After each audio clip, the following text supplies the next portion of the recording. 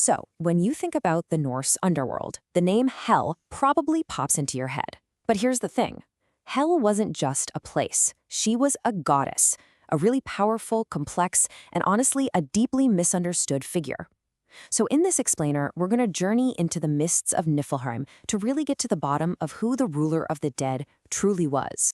First off, what did she even look like? Well, get ready for this, because she was a walking paradox. One entire half of her body was that of a beautiful living woman, but the other half? That was the blue-black decomposing flesh of a corpse.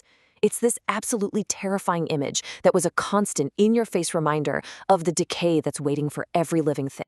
Okay, so a figure this terrifying doesn't just appear out of nowhere, right? Her origin story is tied directly to the most powerful gods in Asgard, and it all kicks off with a fated banishment. To really get why the gods were so scared of her, you just have to look at her family.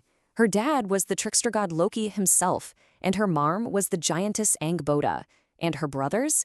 Oh, just Fenrir, the great wolf who was destined to eat Odin, and Jörmungandr, the world serpent, big enough to wrap around the entire planet. This wasn't just any family, it was basically a collection of cosmic-level threats. Yeah, see, there was this prophecy that foretold these three kids would bring about absolute destruction. So Odin, the All-Father, he decided to act fast. He couldn't kill them, but he figured he could contain them.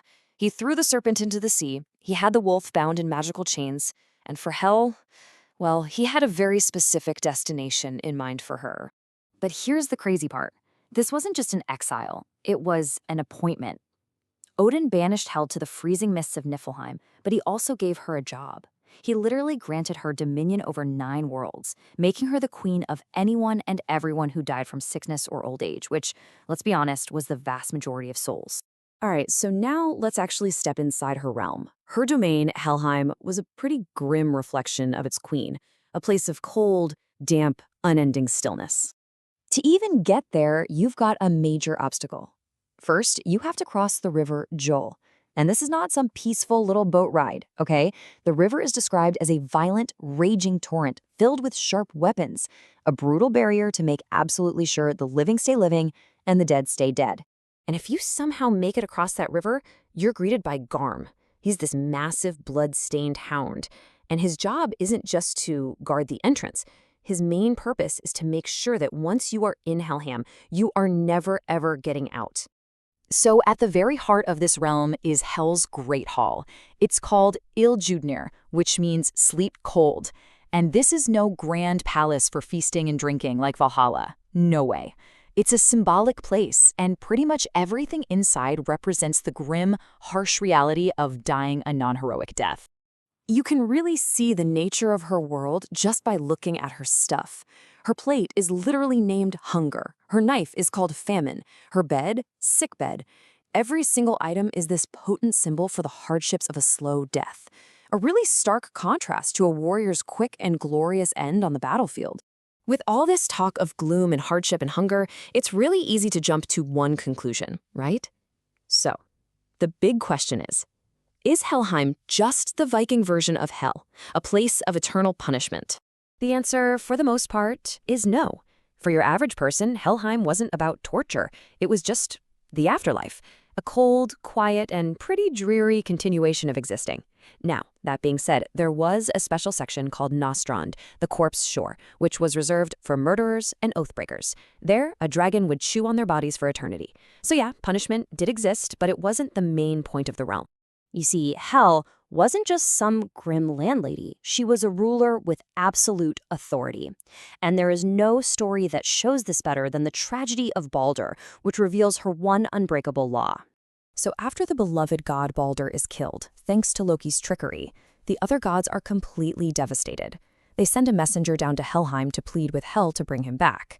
Hel, totally unmoved, sets one condition. If every single thing in all of creation, living or not, weeps for Baldur, she'll let him go. And they almost do it. All of creation weeps, except for one single giantess, who, surprise, surprise, was actually Loki in disguise, and she refuses. And because of that one refusal, the deal was off. Her law was absolute. It didn't matter that he was a beloved god. It didn't matter that almost everyone mourned him. The rule was broken, and Baldur's fate was sealed. He would stay in her realm until the end of days. And this brings us to the end of the world itself. That prophecy that got her banished in the first place? Well, it finally comes true, and Hel plays a massive role in Ragnarok, the twilight of the gods. When Ragnarok finally kicks off, the gates of Hel are thrown wide open. Her legions of the dead pour out to fight against the gods of Asgard. Her father, Loki, even captains a ship named Naglfar, which was gruesomely built from the uncut fingernails of the dead, and he sails her army to the final battle.